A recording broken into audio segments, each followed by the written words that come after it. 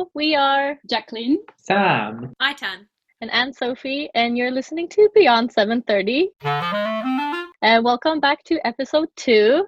We're here to discuss the classical music industry from the perspective of soon-to-be graduates. And we're all just starting out in our careers, and we have so many exciting topics that we want to discuss. This podcast is for absolutely anyone who fancy classical music. If you're a musician or an industry professional, or even if you might not know anything yet, but you're just very curious or keen to know more. If you missed our previous and first ever podcast, please go check it out as we talk about who we are and why we're doing this in the first place. So today we wanted to start off with a bit of an update about what everyone is up to during these quarantine times and just how it has affected our lives. Do you want to start off, Aitan? Yeah, sure. So for all of us, our lectures have moved online. So it's quite strange to see everyone through a screen, but again, quite nice to see those faces as it's a change of scenery from those that we live with.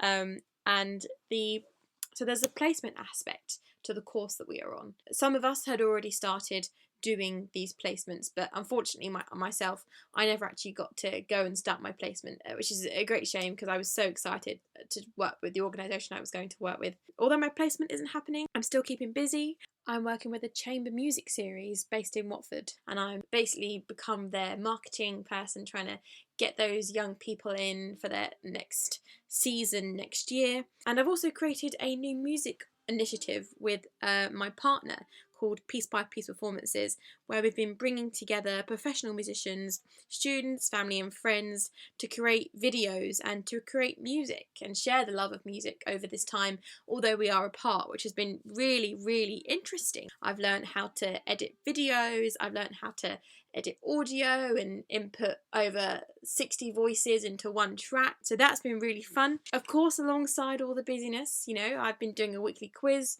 with my family, and I've also learned how to make scones, which has possibly been my favourite highlight from this period. So yeah, over to you, Jacqueline. I have the feeling that we are seeing each other more than ever before. At uni, we never really had the time to properly start this project of Beyond 730, and now it's on and very exciting.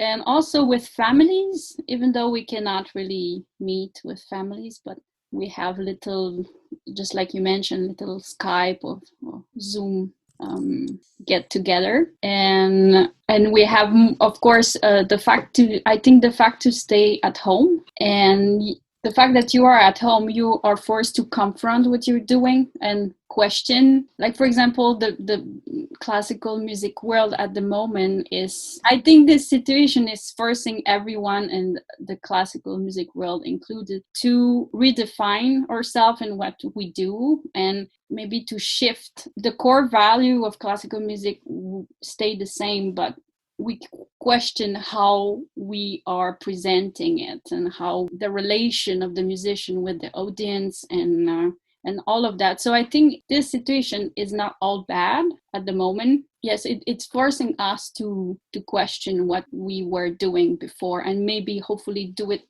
even more efficiently after this is all over. What about you, Sam? Very much similar to both of you in the sense, we're all stuck at home. So we're sort of having to take the good with the bad all the time. I think we've got our assignments that we're working on. So for those of you who don't know, on this course, we have several aspects of industry to look at. And yesterday we had to produce a report on some marketing. And so that's taken up a lot of time. But then aside from work, I've tried to get back into better practice habits. I'm trying to play the clarinet more again, which is quite nice because I'm just playing for my own enjoyment right now rather than working towards any sort of assessment. But I'm enjoying the experience again, which is very nice. What about you, Sophie? So I think, like some of you mentioned as well, like we were about to go on our placements. I was probably one of the lucky ones because I started the earliest, so I got about a month into my placement before it stopped. But during that time, I really learned how much I enjoyed to be really busy and having like a lot to do and just learning a lot. So it was definitely a bit tricky kind of going from having all of that going on to suddenly having very little to do. And I know a lot of people struggle with that feeling as well. And I know I always loved coming into class and discussing a lot of different topics with you guys. And I'm happy that we can continue to do that with the podcast, because then it kind of feels like we're back in class again. But in terms of my, I guess, career, I think we all missed out on a few opportunities, but I think we're all going to be fine, and the classical music industry is going to be fine as well. But it will be interesting to see if it will shift the importance of like online social media in the future, or if that's going to be a bigger priority for people going forward.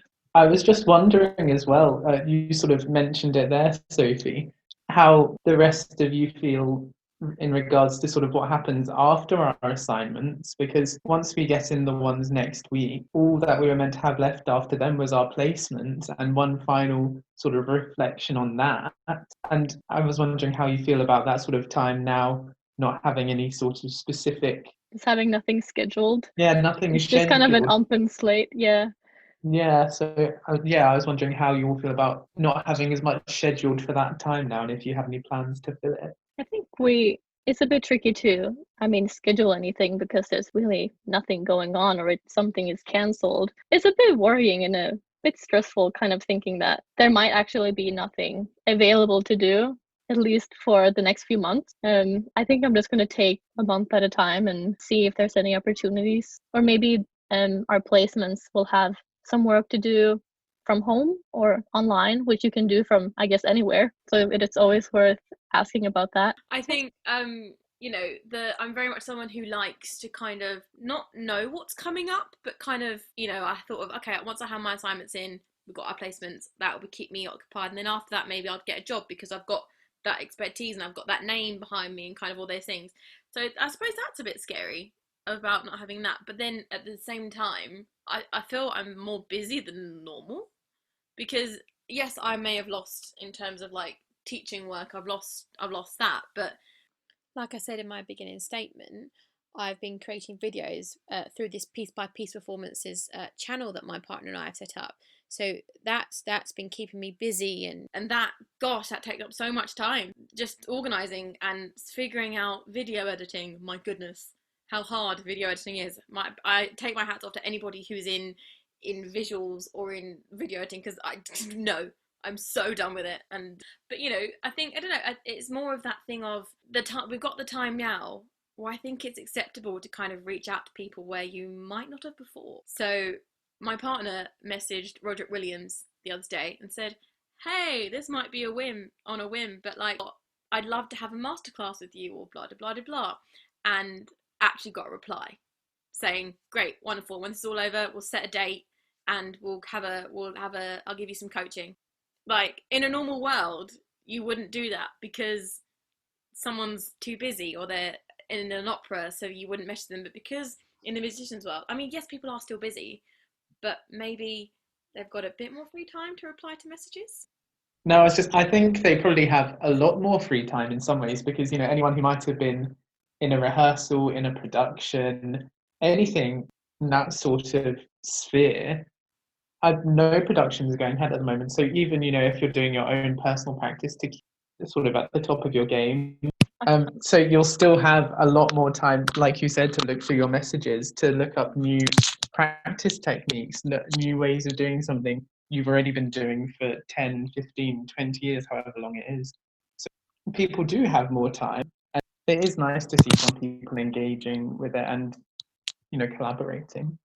Actually, I would not say that it's a question of having the musician having more time at the moment. From experience, the musician always wanted to reach out to the audience. They have so much to share in their music, and they have not that much actually opportunities to be with people because they are traveling all the time and only meeting professionals. And so from experience, if you reach out to musician or professional of the field, they will answer you back, because this is exactly what is a little bit lacking in the music world, is that enthusiasm, that youth, that excitement. And then when someone reach out to them with giving them that chance to inspire the audience, they would be very happy to answer back, which brings me to think that actually it's more the idea that the audience would have of the musician, that the musician is up there on the podium and have nothing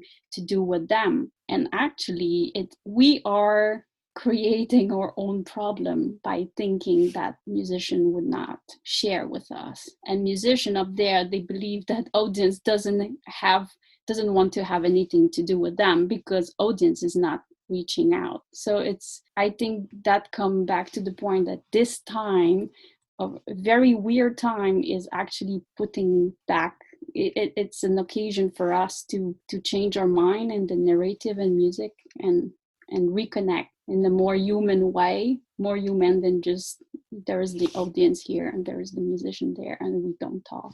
Yeah, I think we talked about it last time on our podcast, and we spoke about that audience kind of performer relationship and how important that is. And I think with classical music there is that kind of, I wouldn't say it's a stereotype, but it's more of like I will never go and approach the first violinist of an orchestra because I'm like, oh no, I can't do that, but I don't mind tweeting Justin Bieber.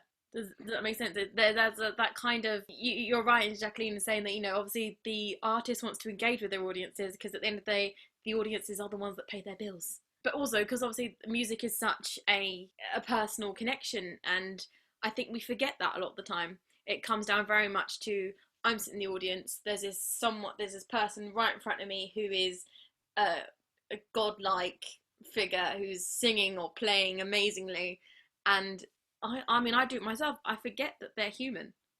I forget that they're just like me. They're just like way better singers than me.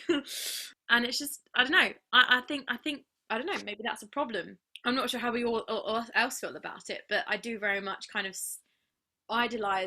not idolize, how do I say it? Kind of distance myself in order to be able to talk to that person in front of me, because I'm like, oh no, I can't do that. They're superior. That's the word, superior. But yeah, no, it's very, very interesting. It is something we've spoken about, isn't it? There's sort of this feeling, it's sort of like a prestige barrier or something. And a lot of performers in classical music, we sort of put them on a pedestal, especially if you've had training yourself at some stage, because then you recognize all the more just how much work they put in to get to where they are. People find it, I think, quite intimidating sometimes to go up to these people and, say, I really enjoyed that performance. Do you have 5 minutes to talk about this, or whatever the case may be? But actually, as you just said, they are just people at the end of the day. And sometimes they're really excited when you come up to them and you say, oh, that was so great, I've done this, and you engage with them more. Yeah, I don't know where that's come from. No one's told me, don't talk to that person, don't go talk to them. That's just kind of what I've formed in my kind of mind. I'm not sure, because like I've done masterclasses and stuff, and they're because firstly they do a concert and then do a masterclass after at my old uni, and they play, and I'll be like, oh my god, they're so cool. Oh my god, how am I going to play in front of this person because they're so superior and that thing. And I sit down and then blah blah blah, and then they just come up and just chat to you as if like we're having a bit of a coffee, like I've known them for years. Just like, oh, it's a very strange barrier that I don't know where it's come from between audience and some people. I've seen a lot, and old generation do this. They will just go up and just chat to them. But for some reason, people my age, well, especially me and my friends, can't do it. I get too scared. I get a bit starstruck, essentially, and I don't want to go disturb them because, oh, they're busy, and I'm sure they've got other things to be doing. Why would they want to talk to me? But at the end of the day, I'm sure they do. Well, maybe not me, but like other people. Yeah, I've definitely felt that same feeling when you kind of where it feels very difficult to reach out to somebody like that. But that's also where I feel like social media comes in very handy, because it puts like a personality to the face, and you get to know them in a different way. This kind of links very nicely onto our topic today, which is social media platforms and how you can actually use it as a musician or even a business. So I think if you're not sure whether to give social media a go or not, I think it's great that we can now discuss some of the benefits it can have on your career. So, but also we wanted to talk about how that can be tricky if you're very introverted, because that's a very real feeling. So I think we all probably have some thoughts on this topic, and we would love to share some tips on how to get you started. I will talk a little bit about what I learned from what I did in the past. So I studied in New York, and then it was so amazing to see just at the corner of the street there were Itzhak Perlman, and then you go and in the grocery store there would be someone else, and then I thought, well, I'm here, and they're just there. I need to go and talk to them, otherwise I will regret it. And then slowly I started meeting with all the musicians and interviewing them, and that's where I learned that actually there is not such a thing as a barrier between the audience and the musician. The musician needs to talk and get from the audience as much as the audience want to get something from the musicians, which brings me to so we would have a meeting, we would have lunch, we would have a coffee for half an hour, and I would interview them. But it was not, I would not ask really question. It was more like a conversation. And as I was a musician, I could understand their reality, and they liked it very much. And in the end, it was not so clear who was the musician, who was the audience. We were just humans talking. And that would always make very simple, very down to earth article, which I would use the internet to publish my article, and the people I reached out to with the article would find it interesting to have a door inside the musician life. Which brings me to nowadays, how you reach people is not by selling yourself, just saying, oh, I'm so super, please buy my CD, because nobody will. You need to go around and tell your story and tell how human you are and how great you are, but how much you have to learn too. And it's, which in marketing we call that creative content, and it's just telling the story, and people will like you or like your product because they feel connected, they feel you have educated them. And yeah, I think there's so much pressure to be perfect today, especially on social media, but there's nothing more important than being authentic and just being you. I think people appreciate that so much more than we think. But actually, I had just a follow-up question to you, Jacqueline. When you reached out to these musicians, did you go through like their website, or did they have like social media, or did you like run into them in person? Often I would run into them in person. After concert, I would go talk to them, but also a lot of time was through Facebook. I think a lot of what I did, I was able to do because I was living in the digital world, and it was so easy to reach out. I found out that actually when I had to ask their manager or people who were taking care of them, it never happened that I could reach to the musician themselves, because a manager, and they would protect the musician and not want anyone to go annoy the musician, while the musician themselves would appreciate to talk to people.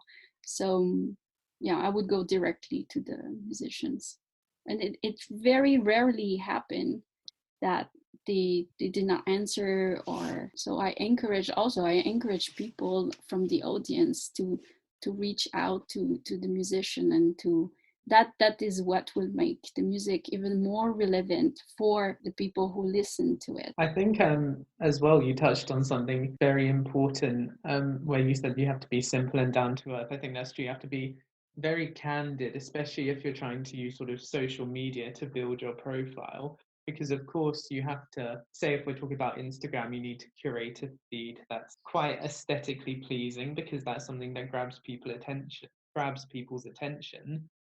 But equally then, when you caption your post, say if you just uploaded a video of you doing your practice for the day, you need to say, I was playing this piece, I was really pleased with how this bit went, or I wasn't pleased with this is what I'm working on at the moment. And you need to sort of share your journey, as it were, because if you just, post a video and say, or a picture and say, I play the trumpet, what does that tell us beyond the fact that you play the trumpet? You need to share your experiences, like Jacqueline said, because that's what will sort of draw people in, particularly in terms of social media. I think like the essence of social media in general is that it creates a lot of visibility for you as a musician or a business. And the more that you interact with that platform, the more you'll tap into like the community as well. And that can actually lead to you getting in contact with other musicians that you might want to collaborate with, or even like organizations. So it's practically just networking. And you don't have to be afraid to like tag artists or tag organizations, because they might give you a shout out or they might really enjoy what you're doing. And then slowly you're kind of building up a really organic following. And if for the people who are, because many musicians are more introverted and they dislike selling out themselves on social media. So if you don't want to sell yourself, sell your music and sell what you like. And that's a way also to attract attention. How about you, Item?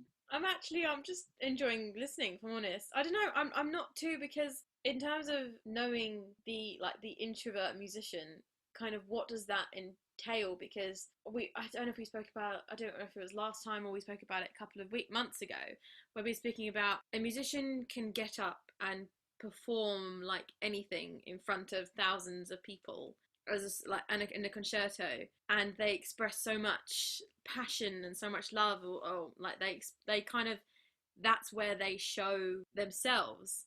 But in order to get that down in words or to capture a moment, it's classed as two different things, because some people would argue that taking photos and writing is art, and other people would argue that playing music to an audience is also art. So there's, I think, with the kind of social media versus live performance, I I don't know. It'd be very, I don't know. Again, I'm not sure if there's been studies been done about it, but for me, if someone can get up and play a concerto in front of thousands of people and then struggles to post on social media, why isn't there someone kind of holding their hand and saying, okay, you didn't know how to do that, so let me show you how to do it. Let me ease you into it. Let me show you how to do it. Is there a middleman? Is it just the musician themselves? I don't know. I don't. That's why I don't know. I think that is what PR are doing Hmm. nowadays. Yeah. Well, we've heard from, I think, some artist agencies where they're saying they have like their own like media block of people that kind of do the marketing for the musician, but then you kind of have to worry about that it doesn't get too robotic, because it does need to, at the end of the day, it does need, whatever you do on stage has to reflect in your social media. But how do you do that? Because playing a Tchaikovsky concerto, how do you translate that into 170 characters or whatever it is on Twitter? It's, I don't know.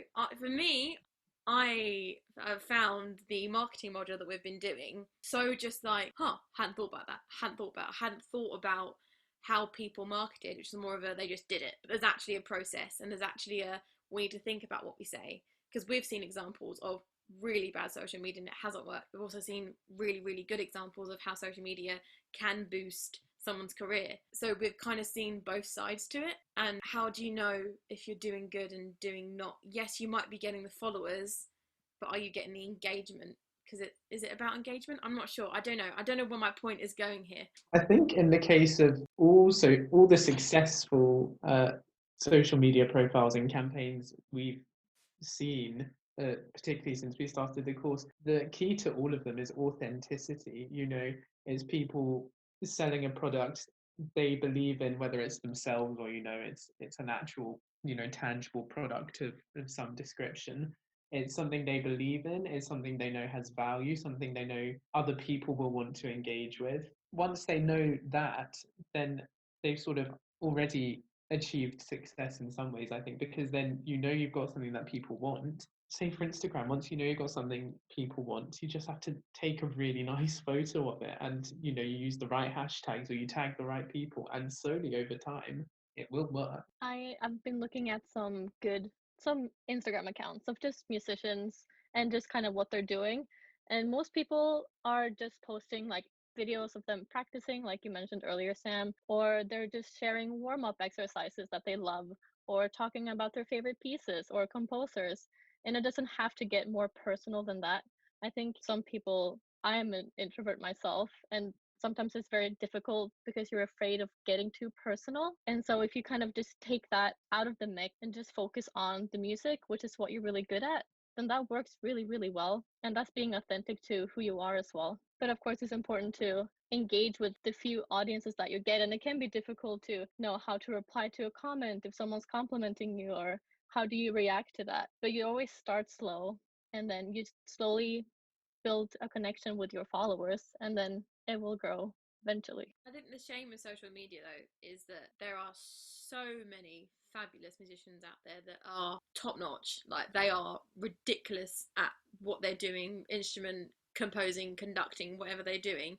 And it's a shame that, yes, they may be signed to, say, a label or a arts agency, but because they don't know how to do social media, or they're not effective in social media, they don't get the booked concerts that they rightfully deserve, which is, I think, is another problem with social media and kind of any social media. There's so many, like, even popular musicians that well, again, it all comes down, it's all very subjective, but I'm thinking, like, well, that person just released a song that actually got 4 chords, and there's someone over there composing this ridiculous piece which makes me cry and laugh and all these different things in one. And the value of that person selling out a world tour, and then the person who composed this amazing thing is sitting worrying about their electricity bills. I don't know. Social media is good, but I also think it's bad.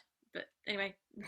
Yeah, I was just going to say that that's the funny thing about music, about everything actually, but that to get an agent or a label to notice you, you already need to be not just a pretty good musician, but already know how to advertise yourself, and you already have to have a lot of concert schedule in order for a manager to just notice you.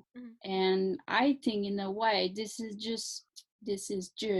just encouraging it's just, well, how to say that, it's just encouraging the music to be for the more extroverted, more self-confident people. Do you understand what I mean? Is, of course, in life is chances are not equal, but I'm sure there's a way to make classical music to give an equal chance to classical musician. That, I don't know, to I mean it's not logical that in order to have a manager, you already need to be able to manage yourself well enough so that you are already known and the manager knows that he will make money with you. Yeah. There should be an intermediate level. I guess that's what competition are for, that if you're really good and you win a competition, then okay, people trust you.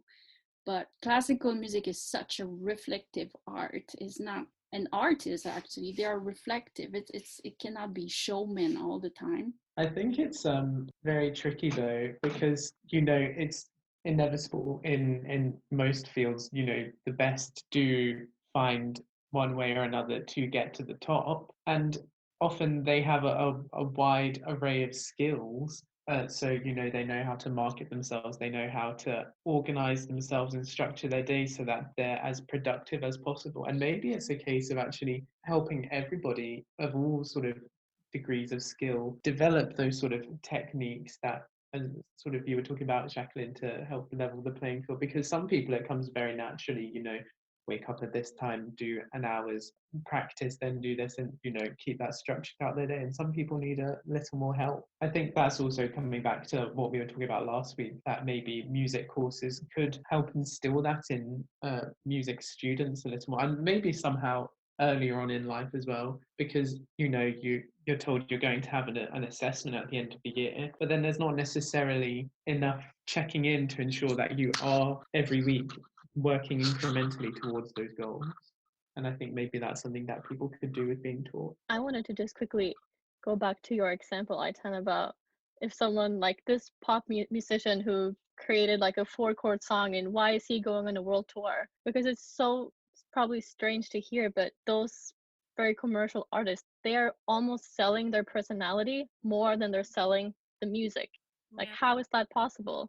It's just the branding and it's everything around it. You're selling like this idea of a personality that you want to be like, or that's what they're doing. They're tapping into people's insecurities or their dreams. And it's weird and sort of unfair towards the composer who spends all that time creating something amazing, who is still struggling to pay their bill. Oh yeah, I hadn't really thought about it that way. I think but the thing is, what makes me question is like, yes, okay, maybe we won't exploit the musicians, but kind of why hasn't the classical music world adopted essentially the marketing of? I mean, yes, I know it's different, but still, there's we brought up in a meeting the other day about Catherine Jenkins and Andrea Bocelli. thank you, and kind of they're marketed like pop musicians, and that's worked. You can tell that's worked because they've got #1 albums in the pop charts, which makes no sense to me. Whatever, but what I wonder is, so we all know and love Sheku Kenny Mason, kind of thing. But yes, he won the BBC Musician of the Year, and he got quite a bit of exposure from that. But I wonder where his career would be if he hadn't performed at the royal wedding. Have people picked up the fact that he played at the royal wedding, and have they used that in social media to him? And then he was on newspaper after newspaper, and then on Twitter timelines and Instagram saying this person's a great cellist. He was a great cellist before he performed at the wedding. Do you understand what I'm trying to say here? Like, Yeah. I love Sheku Kenny Mason. I think he's great, and when I finally get to go to one of his concerts, I'll be weeping because I think he's great, and their whole family are just so musically talented. It's ridiculous. But has social media helped his career? And also, they released when you were saying, Sophie, earlier about exposing the artists and kind of getting to know them, feeling their personality. They've done that to Sheku Kenny Mason. They released that document. I'm not sure what it was about. I think it was just about how they've got such a musical family and them growing up. And if they've done that for one, why can't they do that for others? Because I think he's tapping in some need that classical music needs at the moment. They need to be inclusive. They need to show the diversity. And I think that comes back to, so we mentioned authenticity, and he's very authentic, but also you need to wonder, what can you bring that classical music world or the world itself would need? What can you add? Which value can you add? Instead of just playing again the same piece. He's playing the same piece, but he's different because of the message that he's himself is showing to the world. I think we need to acknowledge as well that what he brings is something that we've said over and over this year that classical music needs, which is youth. We've sort of spoken about the fact that a lot of the audience is of an older demographic. And so when you have rising stars, yes, quite a few of the young stars of classical music at the moment, particularly in the UK, have come out of the BBC Young Musician of the Year. I don't think that's necessarily an issue because, it is providing a platform. It's televised and it's on the radio, which is a big deal for classical music. And then it produces these people who go on to build big social media followings, and they sell out concerts, not just in the UK, but globally. And, they get opportunities to perform. Yes, it would be amazing if everybody sort of was given or were given all these amazing opportunities that we've seen. But at the same time, it's just amazing to see it happening anyway. And I think change comes incrementally. And so what we're seeing now is hopefully a very positive indicator of what could become the norm, or much more the norm in the future. When you mention youth, I thought what he's bringing is not just only that he's young. It's really youth. It's energy, enthusiasm, simplicity. He's having a lot of picture where he's bare feet playing cello, and that was also a recurrent topic this year at uni, that you don't just want young people. You need to present what is young people. You need to present the youth matter, not just showing young people acting like older people. And this is the thing, you don't want diversity is more deeper than just showing the image. And I think the audience can tell when you're just faking it. Yeah, I think that it probably will be interesting to see how social media's role will be like forward, or like in the next few years, but also that people are very interested in getting to know, but like it's such an oversaturated market. So that's why social media is can be very helpful if you're very authentic, that it can help the audience actually get to know you. And if you're trying to bring the younger audiences into your concert hall, then you need to put someone that they can look up to on stage as well, so that they can see themselves represented on stage.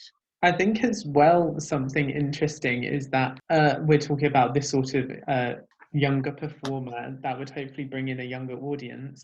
They're also playing sort of new pieces. I think Sheku Kanemason, he played a cover of Hallelujah, didn't he? So, he's using classical music skills, but performing a contemporary sort of popular piece. That's a very nice crossover of two sort of skills, genres, whatever you want to call them. And I think that sort of interests people as well. People love seeing those with sort of classical music training put their twist on popular music, and I think that brings sort of that youth and energy as well. That just a young person, they come with new ideas sometimes. Shout out to Scala Radio, who always play like classical covers of pop music. Shout out. Yes, very important. A lot. If you don't like Classic FM, go listen to Scala Radio. Before we finish, I could share some starting up tricks if you want to get a social media account. Just a few things that you can do. I guess if you are a bit introverted, it can be really useful to create a completely new account that's not linked to your personal one, just to take all of the insecurities out of the mix. We also mentioned that it's very useful to use hashtags because they can help you tap into new communities much faster. And everybody uses them, so don't be afraid to use all the popular hashtags that you see. And also try to be consistent with posting, because that way your audience kind of knows that they can trust you to post every week, and the algorithm of social media will kind of keep your posts promoted to the top. I think something that can be really useful is to create some short-term goals and not just long-term ones, because this helps you stay motivated as you kind of reach your goals a bit faster. And there's also a lot of funny challenges going around on social media as well. Just yesterday I found this new challenge called La Speranza for all of you tenors out there who want to try it out. And yeah, you don't have to be perfect, just be you and stay true to who you are, and you'll be fine. So thank you so much for listening to our second podcast. Do go check us out on social media. We are beyond_730 on Twitter and on Instagram. And if you want to contact our email address, it's beyondthe730@gmail.com. See you all next time. Bye. Yeah. Bye. Bye.